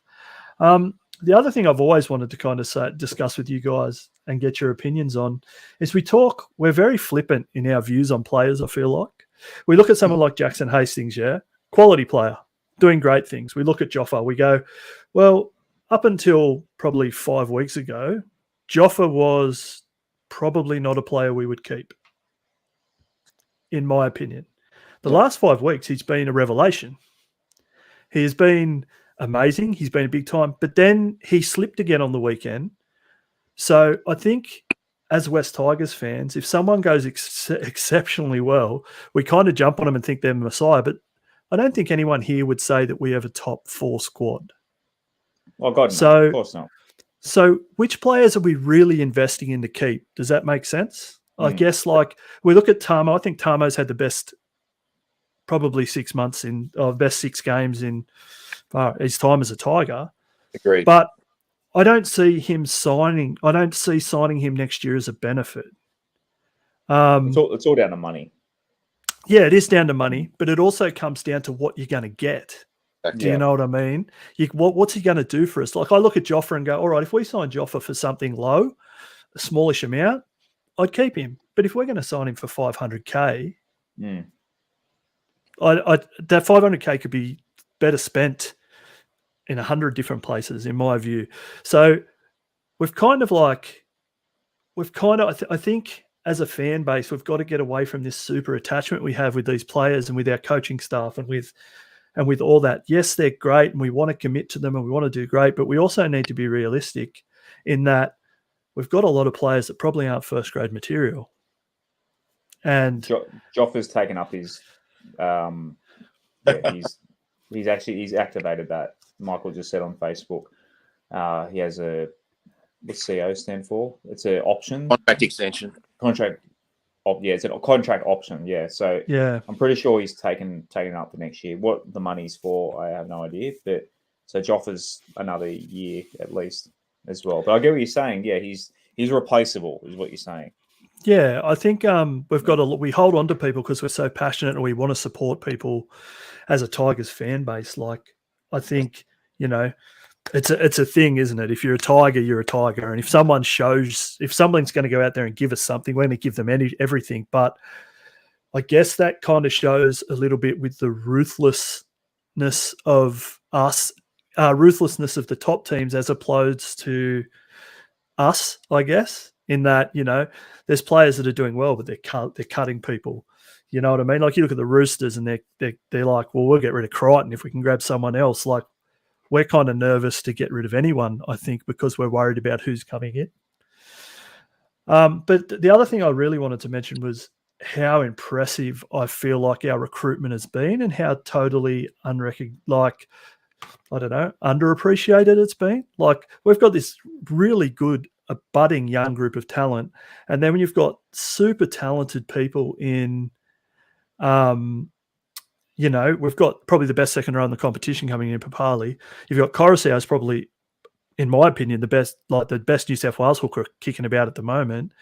Those two signings are massive. And sure, we just need to gently build guys around them that are kind of like, you've got our Stefano, even though I think he's taken a step back the last couple of months ever since that injury and that massive hit. I can't remember who it was against. But I mean, like guys like Simpkins, he's good. He's not great. You know what I mean? We look at Joffa, he's good. He's not great. We look at Zane Musgrove. He's my biggest bugbear, Zane Musgrove. He's got the in my view, he has the Garner of 2 years ago, where he'll have a good game and then he'll miss a tackle and it'll be the most important tackle in the game. And it happens every week. You know what I mean? So guys like that, I don't know. I think because we're passionate about them, we want them to succeed and stuff, but I just don't think they're our future. So that was a pretty long rant. Sorry, boys. John, so the Appy's 31 4 or next year. 5 questions to answer there. Yeah, sorry, mate. I got on a roll. No, it's all good. I'll try and remember a little bit. 31's not old, John. I think I'd ask you. Few good years ago. The club's going to say, look, you know, our Pasco's not in the footy department anymore. Shayne's has only been there for 6 months. Is that enough to say that things have changed now, so Pasco can't be blamed for any of that stuff previously? Because he has nothing to do with the footy now. He literally does. So if you know that he's got nothing to do with the footy, would you keep him? My view on that whole situation is if you change, you holistically change. We're not tinkering because we're a top 4 side trying to be number 1. Yeah. We're tinkering because we're at the bottom of the table and things have not worked and are not working. So I don't think I think you need a holistic change of view. Now I'm slightly different on Pasco than everyone. I feel like Pasco, whether you put him in a box or whatever, I feel like he deserves to see out the Centre of Excellence. The build. I feel like that was his thing. Right. Okay. I feel like he could see out the Centre of Excellence, but I also think it's stale from the club if we keep him any longer. Does that make sense? Like, yeah, I agree. People roll through. We need fresh blood. We need fresh ideas because our ideas are not working. And that's unfortunately and that doesn't matter whether you take it from the on field to the top of the field. All right, we've made a break. All right, he's done some good things and he's got us there. He is also responsible for some of the probably most damaging things when it comes to on football departments. So I feel like he needs to, well, to be honest, if he was probably honest with himself, he's done his time with the Tigers. If he wants to, wherever he wants to go, he wants to go. That's fine. But we need change. Change can't be one person. Change needs to be holistic. I think Tim Sheen's maybe a good part of that change. Seems to be okay so far, but it can't stop there. You know what I mean? Like we need, if we're going to change, we need new ideas. We need new people in positions of power, and we need like a different direction, I guess. Yeah. With the second part of what you said earlier, Hodjo, the fact that the club doesn't deem Madge to be a coach that can develop players just answered that second part of your question. They won't put him in pathways. They won't put him helping the juniors or whatever because they don't think he'll nurture those players into being better players. So I feel like Madge is either head coach or you know, goodbye Charlie. So I don't think that'd happen. You said something about Tamo, whether we should keep him or not. If his best 6 games are his last 6 games or thereabouts, he's going to be on a cheap contract regardless. If he can produce, I know you want to get better props, etc. We all do.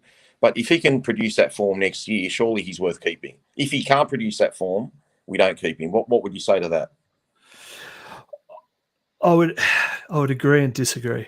I guess I agree. I could see the logic in keeping him if he's pumping out the next 6 weeks or the next 10 weeks. If he produces dazzling form, well, yeah, you're probably tempted.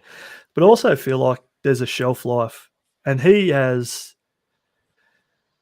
I don't know. I just think props one of those, and you know, everybody's got their own opinion and that kind of stuff. But I think props one of those positions where I think the only place he ever gets found out for me is lateral movement, and I'm concerned that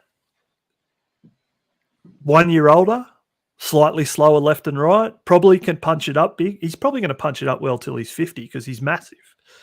But I'm worried about the holes in our defense in the middle always seem to be us missing that lateral movement. Does that make sense? That one step off the line, someone not coming back. So I'm not going to put him in and say, oh, he's the only guy that does that. It's far from it. It's half our forward pack. But I just feel like they're the things we need to start to eradicate. You know what I mean? Like we've got to start going, all right, if we're going to focus on defense like we talked about, then one of the things our forwards need to be able to do is tackle laterally. And I feel like your Zane Musgroves, I feel like Tamia to an extent. I feel like, to be honest, this is going to sound pretty bad because he's probably been one of our best players for a long time. But I think Luciano Leilua is another one that lateral movement can be questionable, and it costs us in big moments, especially when fatigue kicks in. When they're early on and they're crazy, but yeah, when they're early on, they're full on, they're crazy, and everything's going nuts. People are adrenaline's up, but when they're fatigued and they're in the back end, and you need that little bit extra, I just don't know if they can give it to us. But yeah, so I guess, look, if they sign him, I wouldn't be against it if he's killed it for the rest of the year. But what's our end goal there? You know what I mean? We've got that young, is it Fanua Pole coming through? Yeah. You know what I mean? Like, do we like, is Tamia going to make us finals worthy? No, he might not. He might not, Hodjo, but That won't be his job. Sorry. He'll be on a couple 100K. At the end of the day, a couple of people said, I don't think we'll find anyone better. At the end of the day, you got to fill 30 roster spots. And I think for 200K, I think he's off-field. His leadership being at Concord, at training alone, and a bit of depth. Like I've said it last couple of weeks. If we pay him 200K next year and he only plays 10 games, I think it's still not a bad option. Just having there is a bit of depth. Don't make him one of the consistent rotation guys. You need depth in the roster as well. But I think you got to remember it's more than just like playing NBA 2K where you're trading names and numbers and all that thing for statistics. There's a human element as well, and I think Jimmy Tamil adds a lot in terms of leadership for the younger guys. Like he's a guy who's never been in trouble. Like he's a good family guy. Like he's I think having guys like him around the club, even if he's not going to be there to win a grand final, but no, the guys that win your grand finals are the ones that are on the big bucks. It's your $800 million plus guys that make the big plays. Well, that's Do you not think though that agreed. But do you not think that I appreciate everything he's done up to now, and I actually am a huge fan of him as well. But do you not think it's time to pass the baton on to your Hastings, Dewey, probably Appy? You know what I mean? Like, I feel like, and I think you mentioned it in a much earlier one, I feel like Dewey is our skipper moving forward. Yeah. And you could probably argue that Jackson's probably fighting him for that position. You know what I mean? Like, they're both, I don't think anybody would be upset if either of them got it. Yeah. Yeah. Okay. So we're kind of in that transition phase anyway of moving our leadership, I feel like, to a younger group. And I know it doesn't hurt to have another experienced guy there and all that kind of stuff. I just wonder if we're kind of bringing in some talent. We're bringing in some older guys. But I feel like that kind of means that shift should go through as well. Does that make sense? Like, some of our older guys probably need to step on without like.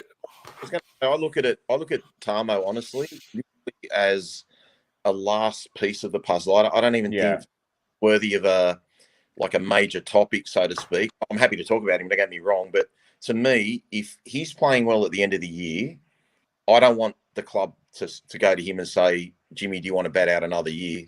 I want Tamo to come to us and say, I want to play another year.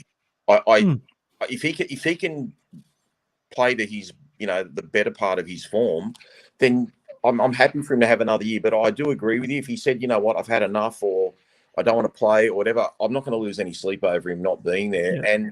And I like the bloke. He's an absolute clean skin. I agree with Josh on everything he said there in terms of what he brings to the club. But let's be realistic. But let's be realistic. His form in 2021 wasn't worthy of his signing. Like last year, he barely had a good game. No disrespect, but this year, he's probably put more good games this year than what he combined in all his games last year. So, if he wants to play for us next year, then we will get something out of him. If he's like iffy or 50-50, or the club actually needs to say to him, mate, we want you for another year, we're building, we need some leadership, blah, blah, blah, I'd rather he retired. That's where I stand. And a job within the club I think he'd be pretty good off the Yeah, field. give him the mentor. If Penrith or North Queensland or someone like that don't want him back because he's got a great reputation. I don't think with he'd clubs move as well. He's got three or four young kids in school. I don't think he'd move out of Sydney. Someone said before he's looking at the UK. I couldn't see him picking up and moving his family to England. I mean, maybe they wanted an adventure as a family. I don't know. I have no idea what his mindset would be there. But he'd have three young boys that are all in school in Sydney. He still lives out Penrith way, I'm pretty sure, because he mentioned in the interview the other day about stopping at the M4 Macca's on the way back from training. He's always tempted to get a cheeseburger on the way home. But I just want to mention one thing to Hodjo too. Hodjo, you're talking about those other guys, Luch, and I think you mentioned Musgrove and obviously Jimmy with their lateral movement. Mate, take a look at Stefano. Seriously. Yeah, I don't disagree. That's a worry, mate. Disagree. The try last night, the try that Burton scored last week when TPJ, Tavita Pengai Jr. stepped inside him in literally the second minute of the first half. That's just not a good sign for a young bloke, in terms of lateral movement. So I think all big blokes have that lateral issue, mate. I accept that when you get older, that's the first thing that kind of goes. Your lateral movement, your vertical and backward speed isn't so disadvantaged, but your lateral stuff's the first to go. But I see that in a lot of forwards, getting wrong-footed. And Luch has never been a super strong defender anyway. But, he has a... I think that that's what I may not have I think that's our problem is we have too many of them. Does that make sense? Yeah. No, we do. And if you look at the tries we've leaked, it's a lot of lazy marker stuff where, the ball's being turned back inside and, like the Marshall King break last week or, the Cody Walker coming inside last night and basically scoring under the post. He literally ran through three forwards. So, and, it's just not acceptable. So, yeah, no, we do have a lot of that going on. I don't know if I've answered everything you've asked because it was a pretty good rant. Derek's comment on Facebook. So he's mentioned Brooksy. I know the Brooksy argument is just constant, but in the context of what you said with Tarmel, Brooksy, if Tarmel signs on, he'll be on 1/6 of what Brooksy gets paid next year. So I think Brooks's contract is more of a worry, and he's playing really well with Jacko in the halves. I still think apart from his kicks out in the full the other night, they still look like they're building a pretty good combo in the halves there. But we do. Can I ask Hodjo that question, Josh? Yeah, sure. Yeah, Hodjo. Let's just say Adam's not available in the next game. Do you stick with Brooks and do you play Madden in his place? I'm going to give you a next question after that. If they're all available, where do you play Adam Dwayne? Okay, so everybody always rips on Brooksy 100%, and I understand that. And my view on Brooksy is very similar to my view on Tarmel, and that is, will he be our half or 5'8" if we ever make it to a grand final? And I honestly think he won't be. Like, this is my perception when putting together a team, I guess, is I would actually prefer to run with Jock Madden for now. And people are going to be like, oh, Brooksy's playing well. And Brooksy does play okay. And he, at right this stage in his game, Brooksy is a better player than Madden. I don't think many people would argue that, or some people would, because some people absolutely hate Brooksy. But I don't think many people would argue with that. But I feel like we're coming second last. We really need to find the next. We don't need to find the next Benji Marshall, but we definitely need to find the next something. And holding on to a Brooksy, to me, look, he's slaved his guts out. He's a great member of the West Tigers family. Nobody can question his commitment. And yes, he does some really dumb things, but wow, he does some super amazing things as well. I think everybody can say that. But I just don't see him as our future. And in that regard, I wouldn't play him. I'd play Jock. And I know that would ruffle a lot of people's feathers. Added to that, my future halves pairing is Jackson Hastings, Adam Dewey. That's half and 5'8". And the reason for that is actually some of Dewey's failings, in my opinion. he's not a strong defender. And the amount of times I've seen people say he needs to play center or he needs to play lock, I'm kind of like, he really isn't either of those positions. He can play center and he's a great ball runner and he's very strong, but he's not a good defender. And I feel like his strengths are give him the ball, let him run, let him create. And I feel like you're kind of hamstringing him if you're shoehorning him into center or you're trying to shoehorn him into lock. I just don't see how either of those positions are good for him moving forward. For me, it's Jackson Hastings is hopefully our halfback for the next 30 years. Everybody's been screaming for years. someone to, yeah, definitely. I exaggerate a little bit. We want an organizer. We've got one. All right, lock him up. Like, I don't think anybody would be really disappointed if he's the key piece for us for a very long time. But then you want someone that's super creative and a great ball runner. I see kind of, I guess, Adam in a and this is ridiculous because he's not done what he's done, but I see him in as a better version of Whiten. And he's big, he's strong, he runs, but I think he's a better ball player than Whiten. I know he hasn't achieved what Whiten has achieved in the game, and he may not, but I see his upside, I guess, as a better version of him. He may never reach it, but so I don't know if that answered Rob, but yeah. He's a much better ball player. Like I agree with you there. I still say Jack Whiten's game is he really can't create for anyone. So, yeah, agreed. Yeah, but he's a deadly ball runner. But I certainly agree that it's not a lock. But I was going on the theory that, if we got 4 guys that are kind of, first grade worthy, happy with our centres. This is why I asked you about where you'd put Dwayhe, because Dwayhe's my 5'8" too. Okay, yeah, but me too.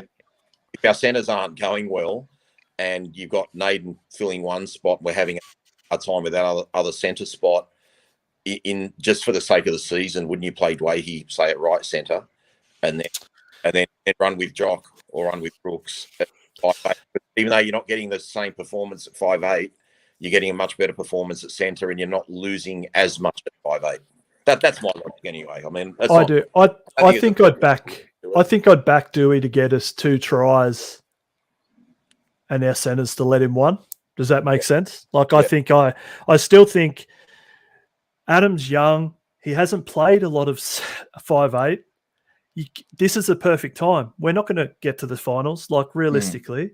So this is the time to give him that experience to make mistakes, to be good, to be bad. Build a combination. Yeah, and then go into next year knowing that our halves combination is locked up for the next 47 years. Yeah. Yeah. You do exaggerate on the years. It's 47 months, maybe. Yeah, so I've got the contracts up in front there. But in terms of Brooksy, look, I started Luke Brooks Island. Well, I believe I started Luke Brooks Island. Some people might argue that. But at the end of the day, as Rob just said, look at that 4 guys who could fill the halves, and you can't pay him more than $1 million. There's no point. So Brooksy's contract, look, you got to pick one. You can't spend all that money, and it's Jackson and Adam for me as well. Like, as much as I love Brooksy, and as you said, Rob, he's been, and Hodjo as well. He's a Tiger at heart and junior and all that sort of thing. But I don't want Adam and Jackson to be out of this club. I want them to be playing for us the next 30 odd years, as you said, Hodjo. Totally agree. And if we want to keep him and spend the cap wisely, we can't be paying Luke Brooks $1 million. So if they can shed that contract next year and get a centre or something around Jackson and Adam, I think you can't. I don't think there's a logical way to get past that. I think to get past it as well a little bit, we've seen 200 games of Brooksy, and his strengths are still his strengths, and his negatives are still his negatives, if that makes sense. Yeah.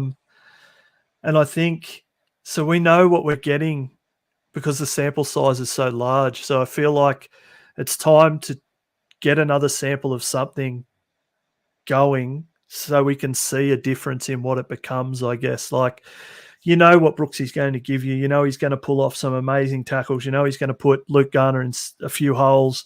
You also know he's going to kick it out on the full, or he's going to just have an absolute spaz attack on something. Do you know what I mean? Like, but you also know that he's going to give you every ounce of blood he's got. But we know that. We've seen the 180 to 200 games of him. I think it's time to kind of see something else, because I don't think he's such a polarizing character. And I think that's purely just because those mistakes you see from him, you're still seeing from him from when he was a 50-game player. But you're also still seeing those amazing plays that you were seeing when he was a 50-game player. I wouldn't say that he's changed his game or improved considerably in the last 80 games, if that makes sense. So I think when you've got that really highlight package of Dewey and Hastings, kind of blows my mind that you wouldn't even give it the opportunity to see what it can produce, because its high end is extremely high. Its high end puts us without having halves issues for a long time, and I think that's been probably one of our weakest areas since Scott Prince, maybe. Jock Madden, Vaughns said he picked Jock Madden over Brooks. In terms of in a vacuum, which player? I mean, Brooks is. You could say Brooks is not going to get any better, and Jock Madden is on the up.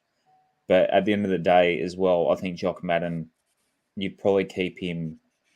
How much money would it take to keep Jock Madden? It's certainly not over $1 million. So it's Probably half smart. of that.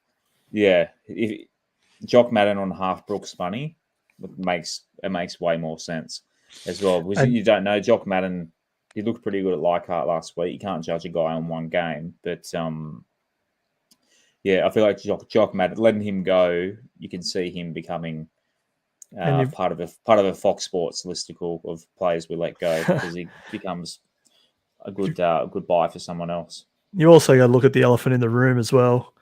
Can we keep Dewey on the park? Like, that's he's you wouldn't say he's injury prone. He's not a little, but there's been enough instances with him being. I don't have the stats in front of me. It'd be interesting to know how many games he's played out of the time he's been here. Everybody can see the talent, the passion. Sorry, I missed that. Go into that for him. Being too injury prone, you end up getting through about 19 years. Yeah, no, I agree. But I mean, you still need that backup, don't you? Yeah, of course. For all we know, he never gets injured again, and that's amazing. But if you don't have that potential backup, well, yeah, it becomes an issue. Righto. Well, Rob, I forgot to get Shayne's 3-2-1 from Friday. Yeah. Hodjo can fill in. Yeah, Hodjo, you can pick Shayne's 3-2-1 this week. While you have a thought. You have a think about it.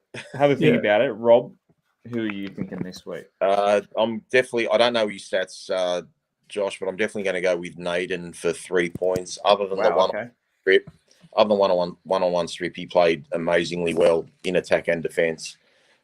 He Let us know in the comments too, guys. Yeah, I don't know how many metres he ran, but he had to have run something between 150 and 200. It's a toss-up for 2 points and 1 point for me. I'm going to just lean to Dane Laurie for 2 points. I actually, didn't realise what we were missing without him. Having seen him come back, his link play was great. Looked sharp in attack. Just wish he didn't get ankle tapped, guys, or we could have been up 18-0 because he had Naden and Garner on either side of him. And Ken Mamalo, he didn't have many tackles or anything. 2 great tries. Had at least 7 or 8 runs and would have busted out about 150 metres or thereabouts. So Kenny's been one of our best and most consistent players the last few weeks. So I'm not. If anyone gives a forward any points, I'm never coming back on the show. I'm just warning you, Josh, and I'm warning Hodge. Not one forward gets a point. All right. I think I've got a lot of people I'd like to give minuses to. Yeah, same here. I think I might be the same as you, just different order. Rob, to be honest. I think I'm going to go Kenny for 3, Dane Yep. for 2. Because, Dane looked pretty good at the back there. There's no one really. Those 3 guys head and shoulders above the rest, aren't they? Elsewhere in the background. I mean, Jackson Hastings, you can make maybe an argument for, but I think Nathan definitely deserves a point. Yeah, I'll go Ken, Dane, Nathan. I was even thinking of giving Twally a point because he didn't miss a tackle. 100.8% again. Yeah. I thought God, it was Peachy's best game. Whose best game? Sorry, Hodjo. Peachy's. Yeah. I guess if I was going, I would have picked the same 3 guys, actually, if I was being brutally honest. But I would have given Dane. I thought Dane's impact changes our team considerably. Unfortunately, we're just constantly on the back foot. You need to swear if you're doing your 3, 2, 1, no dramas. Yeah. And old Brenty, I think Nathan's been a bit of a revelation in a position that we've been horrific at. So I think he's added a little bit of flair and that kind of stuff. And I think my player for the year, almost, apart from the game he got dropped in a couple before, it's Kenny Mamalo. That dude is just unstoppable. And he changes the way we bring the ball back at the start of a set. Like, I always get frustrated when one of our forwards makes 6 meters and then Kenny takes the next one or takes the first one into 50 blokes and makes 12. Like, I'm like, it hurts me emotionally when that happens, I think. He's doing it under duress too. Like, the guy's not 100% fit. You can see it. Every time he acts like he can't get up, there's something wrong with his right leg. He literally, struggles to get off the ground. It's amazing. Yeah, agreed. Like, I can't get over how much strapping the bloke's wearing. Fair dinkum. David said fullback organises defence. He wouldn't give Dane points because of the defence. I mean, he's not the one missing the tackles. It's just I was going to say the missed tackle numbers. Yeah, he actually did. I think he missed 7 or something. But look, to be honest, David, fuck man, look at the scoreline. Like, I hear him. I get what he's saying. But... Yeah, we get what you're saying, but like, who else are you going to give points? We have to give points to 3 guys. Like, it's tough. It's not like whereas the week before we would have given it to 7 different guys, 8 different guys. The other thing too with fullbacks, they really shouldn't be making any tackles. So if the fullback's got to make a tackle, who's missed the ones in the front line for him to have to make a tackle? Someone's missed one before him, so he's going to be trying to tackle in a pretty bad situation. I just don't have a. Oh, sorry. This comment here, Hodjo, sorry to cut you off. He said Nathan's only filling in for Dwayne when he comes back. Is he? There's 2 centre positions. Who said that? Phil Zaps on YouTube. Phil, agree with you, bro. If you're not impressed, go have a look at that game again and just look how dangerous Nathan was every time. But there's 2 centre positions. Who's ahead of Nathan and Adam? Like Starford. I guess I don't think Starford. Talau comes back. He's not back till the end. Plus he might move to the forwards as well. There's a few guys that they can. No way. Nathan's got to be there. Like Nathan and Adam for me. What do you reckon, Hodjo? I totally agree. I think Brent Nathan could be the attacking centre we've been missing for a long time. There's a part of me that actually, like I said, in my idealistic world, that would slot Dewey straight into 5'8" and then bring Jimmy Roberts back into the centres. And I feel like he's another one that has been horrible for the last 2 years, but then this year's done quite well. But I still wouldn't sign him next year based, but I think he's been great this year. And I think him and Nathan makes we've lacked pace out there for a while. And I feel like they give us a bit of pace and they give us a bit of X factor, I guess. I know that's a stupid word because, what's X factor, but they just give us a bit of that talent that's going to, I guess is going to get us a try every now and then out of nothing. The Brooks, Kathy said Brooks at hooker, like it's something that's come up. You know what? I'm starting to consider that, Josh. Seriously. I'm so for it. Just try I'm starting to consider it. The guy can tackle. Over. Yeah. I'm so for it. We've got to try it till Appy comes. I wasn't a fan of it, but after last night, I've been, in Simpkins' corner for a long time, but geez, he got shrugged off equally a few too many times last night. I mean, Jimmy Roberts. It wasn't through lack of effort. Tim said Jimmy Roberts. I don't think you picked Jimmy Roberts over Nathan either. I think Nathan. I know it's only been 2 games, but the problem with Jimmy Roberts this year too, he's going to have a good game and he's going to play so well that he's busted every bone in his body, and then he can play the next week. Like, we just can't keep him on the field every week. Pill said that why did Dogs and Panthers let Nathan? Well, Panthers.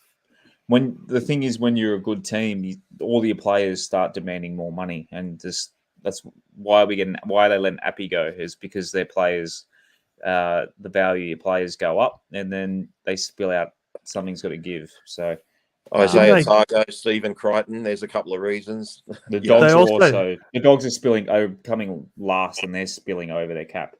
Anyway, exactly. It's purely business. It's not. I don't think it's necessarily down to Nate not being a good player. It's just centers are expendable. So and Nate, he said Nathan's ain't on good money. Well, that's good, isn't it? I think he was at the Bulldogs, but he's 400, 450. Well, they're paying half his wage. So I think Nathan's been. But that's the Bulldogs' problem. They keep paying stupid money for outside backs. They did it with Nick Kotrich at one stage. They did it with Watini Zalesniak. They've done it with Corey Allen. They've done it with Naden. They've done it with Josh Adokar. Like, they need a fucking halfback. They're so stupid. They just spend it on all these other positions. So yeah, that's their problem. We'll we want other clubs to fuck up, so like we used to do, so we Bulldogs make us look out basis. Yeah, exactly. It could always be worse. Could always be the Bulldogs. I was a bit worried they're going to win today, though. But hopefully we get a win against them. What is it? 2 games time? Yeah, 2 games time. And then Canterbury. Hodjo, thanks for being the second half, Shayne. So unlike last night, the second half was pretty strong. You coming on, you coming off the bench and bringing us home. I think it was a victory tonight for the show. No dramas. Thanks for having me, boys. It was good to get a bit of a chat in, and I've watched you boys for a long time. So keep doing it.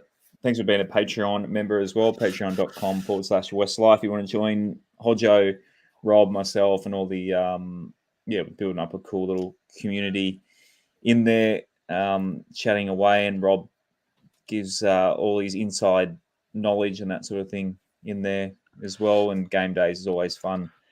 It's also a great place. It's also a great place to throw all your toys out of the pram. Exactly. Yeah. You can. Maybe I should start swearing in there and less on our Twitter account. But with the buy coming up, we've got a few things in the works. And why Shayne has a bit of a holiday, so I'm going to might do a half season survey for those who listened in previous years. We did end of year. I think we did a half year. Did we do a half year last year, Rob? I think I did a survey. Yeah, you did it at mid-year. I can't remember if it was mid-year. Yeah, so I'll send out a link. Google, let us know. Let the people know how they feel about certain players, about the coach.